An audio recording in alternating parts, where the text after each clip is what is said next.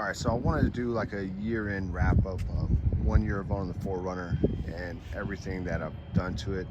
Like I said, this is my wife's 4Runner, so a lot of these are based on what she wanted, her taste, and then I research the brand. I make sure it's good because we want it to still be reliable and we want it to go through years. The main purpose of why we did a lot of these mods is more function, you know, versus trying to be a hardcore off-roader. This is more a daily driver, and it totes the kids around. So that's one of the reasons why a lot of these mods aren't too extreme, and they're basically just to make it look good and also give you good road quality while we're driving around.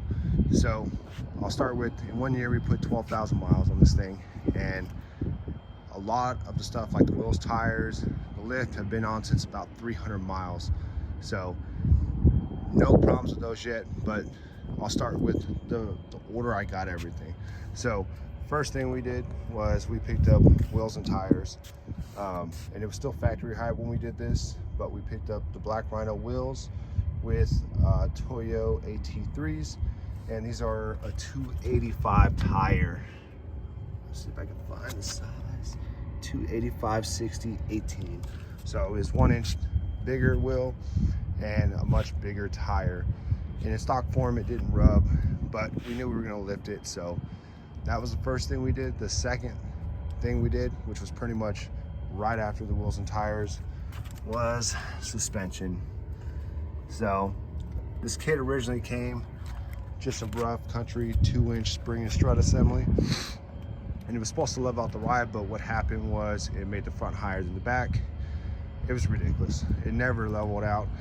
So ended up purchasing the spacers for the rear, which I did not want to do. I wanted full spring assembly and struts, but the spacers were cheap, so I purchased them, leveled out the ride, and as you can see, it now looks perfectly level. After that, the next thing that was on my wife's to-do list was blackout handles all the way around. So trying to think, 4Runner Lifestyles is where we ordered those from, and they've been pretty good so far. The only one we had an issue with was the front one, and you know, we run this thing through an automatic car wash. It's just easier sometimes when you're on the road working a lot. So we did notice that this one right here had a problem staying on. We tried different things. We tried adding glue, we tried new 3M tape, it just wouldn't stay on. Eventually we went through automatic car wash and it took it off. So this one, the front one only, is a replacement from Amazon. I don't really fault 4Runner Lifestyles for anything. It's probably just we didn't clean it right and install, and then after that it just didn't go right. So this is an Amazon one. All the rest are 4Runner Lifestyles. So the next thing we did was the print suit rack, and the print suit rack was a really good investment. A tree fell on the car, and as you can see, there's no damage, and that's partially because it hit this rack, and the rack actually broke the tree. No damage to the rack, some minor nicks, but the rack actually saved the 4Runner from having some damage. And then also there's no road noise with this rack. Looks good, and you have the full roof capacity of loading up, and I think the weight rating on this thing is like 600 or 700 pounds. So pretty awesome rack. Looks well, functions very well, very quiet, and the construction is very good. So definitely one of the favorite upgrades so far, outside of the lifted tires, of course. And then from there, minor things like interior wise, the pack kit. This is also 4Runner Lifestyles first aid kit. You know, some people think it's funny that you put a first aid kit in your car.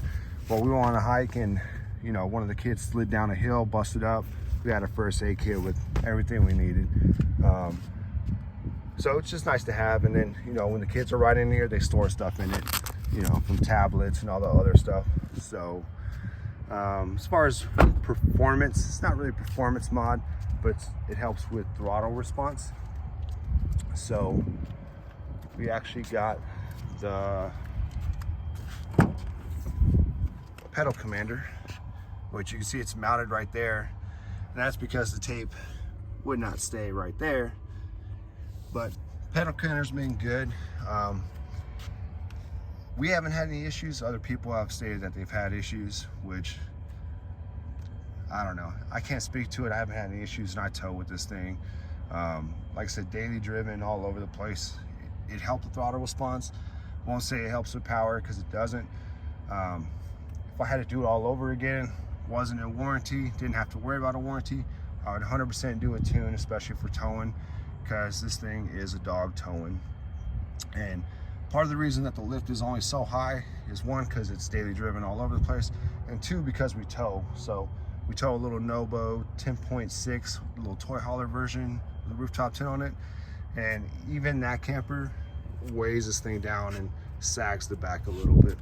So the pedal commander helps throttle response, but I can't say it helps with towing. Like I said, in the future, possibly gonna upgrade to a tune and get rid of the pedal commander, but for now it works as it should. It helped with that nasty delay it had, and I mean, it was so doggish off the line at a light or trying to merge on a highway. This helped with that throttle response a little bit. And the last thing we've done for this year is going to be the floor mats, which should have been one of the first things we've done. I mean, if you just look at it, the amount of protection that they help with in here to keep crap off the carpets and stuff like that, and then, you know, you spill stuff. Obviously it didn't help with that, but you spill stuff on these things and you have carpet floor mats, and it just tears up your interior. So we had this brand Oedro and a Civic as well, and I mean, look underneath, it's pretty much spotless. So another great mod, definitely worth the money. I think it's like $100, cheaper than WeatherTech. And we got the front and rears, of course. So the rear is nice protection because it has that hump cover too. Now, as you see, they're dirty as hell too. You have kids, you have dogs, it's gonna get dirty.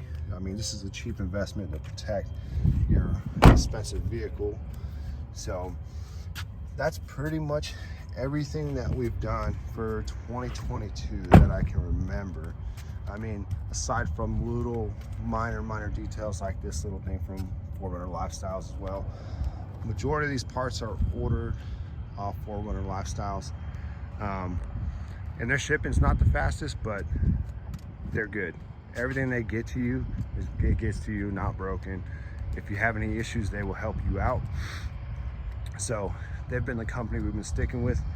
I do know one of the first mods for 2023 is gonna be the ladder. So they have a ladder that bolts up here, so it's easier to climb up to and get on the roof rack. And then eventually, after we take care of some other business, because we're trying to close on some land right now, then we'll worry about getting a rooftop tent for this rack. And we're trying to get the aluminum style with like the wedge. But like I said, that's all the mods for 2022 that we've put on this thing. Nothing too crazy. Like I said, this is a daily driver, so comfort is the biggest factor. And also it's under warranty, so we don't want to do anything too crazy and not be under warranty, get the warranty voided. So far we're pleased with all the mods. The most frustrating thing that we put on this thing was the lift, and that's because it never leveled out in the front, and we ended up having to purchase the rear, which I'm fine with because it looks good now. But the first couple months I was really frustrated. So I'm gonna end the video with one more thing, and that's, if you're gonna lift your 4Runner, please adjust your headlights. I was getting so frustrated driving this thing around when it was lifted, it flashed all the time, and it was really my fault. I should have just adjusted the headlights to start with. It took me like 5 minutes to do it. I did a video on it too if you need help with adjusting the headlights. Very simple way to do it, but that's pretty much all the mods that we have done in 2022. And I thank you for watching. And if you like anything that we've done, if you don't like anything we've done, if you have anything, recommendations on what we could do next, like I said, this is not an extreme off-road build. This is more of a aesthetic, mild off-road, get the bikes down the trail, tow the camper kind of vehicle. So if you have any recommendations, please drop them below. And like I said, thanks to everybody who watched the videos in 2022. I really appreciate it.